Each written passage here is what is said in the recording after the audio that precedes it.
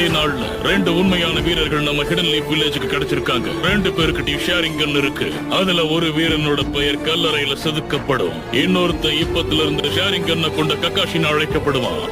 இந்த செய்தி பல கடல் தாண்டி மலைகளை தாண்டி கூடிய சீக்கிரமே எல்லாருக்கும் தெரிய வரும்.